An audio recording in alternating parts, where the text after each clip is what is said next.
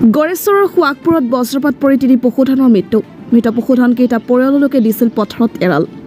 অঞ্চলটোৰ দৰিদ্ৰ পৰিয়ালৰ লোক কনক ডেকাৰ আছিল পশুধন 3টা। পশুধনৰ মৃত্যুত মৰ্মাহত হৈ পৰিছে পৰিয়ালৰ লগতে স্থানীয় লোকসকল।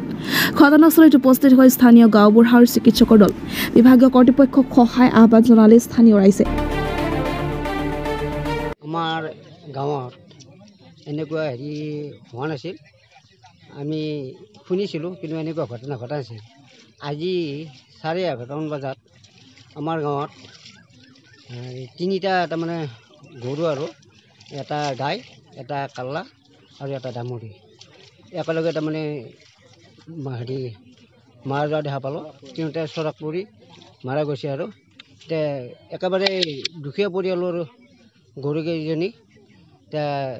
এই গৰুকেইটা একেলগে যেতিয়া নেকি মাৰা গ'ল, দেখা পোৱা গ'ল, তেতিয়া আমি সকলোৱে তাৰমানে দৌৰি দৌৰি আহি বহুত দুখ প্ৰকাশ কৰিলোঁ। আৰু এনেকুৱা ঘটনা আমাৰ ঘটা নাছিল। যি নহওক, এতিয়া এই গৰুকেইটা এই পৰিয়ালে কেনেকৈ কিমান ডাঙৰ দীঘল কৰিছিল, বিৰাট ভৱিষ্যত আশা কৰি আছিল। এতিয়া গৰুকেইটা হঠাতে এনেকুৱা হোৱাত পৰিয়ালৰ লোকে মৰ্মাহত হ'ল, গাঁৱৰ মানুহ মৰ্মাহত হ'ল। এতিয়া তেওঁক উদ্ধাৰৰ কাৰণে চৰকাৰৰ ফালৰ পৰা কিবা সুবিধা পাব নেকি, সেইবুলি আমি চেনেলক যোগাযোগ কৰিলোঁ।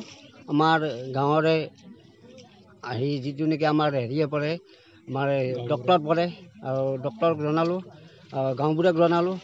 তেখেতসকলে উপস্থিত হ'ল, তেখেতসকলে আমাক গোটেইখিনি দিহা পৰামৰ্শ দিলে।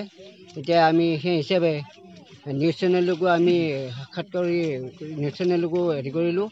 তেখেতসকলে এতিয়া কি কৰে, তেওঁলোকক যাতে পৰিয়ালটো উদ্ধাৰ হয়, সেই হিচাপে আমি গৰুকেইটাৰ কিবা পাম নেকি, সেইবুলি আমি তাৰমানে যোগাযোগ কৰিলোঁ। আৰু কনক ডেকা আছিল, গাঁও 1 নং শুৱাকপুৰ। আমাৰ গাঁৱত এনেকুৱা হোৱা নাছিল, আমি শুনিছিলোঁ, কিন্তু এনেকুৱা ঘটনা ঘটা নাছিল। আজি 11:30 বজাত আমাৰ গাঁৱত 3টা তাৰমানে গৰু আৰু এটা গাই, এটা কাল্লা আৰু এটা দামুৰী একেলগে তাৰমানে মাৰা যোৱা দেখা পালোঁ। তিনিওটাই চৰাক পৰি মাৰা গৈছে আৰু একেবাৰে দুখীয়া পৰিয়ালৰ গৰুকেইজনী। এই গৰুকেইটা একেলগে যেতিয়া নেকি মাৰা গ'ল, দেখা পোৱা গ'ল, তেতিয়া আমি সকলোৱে তাৰমানে দৌৰি দৌৰি আহি বহুত দুখ প্ৰকাশ কৰিলোঁ। আৰু এনেকুৱা ঘটনা আমাৰ ঘটা নাছিল।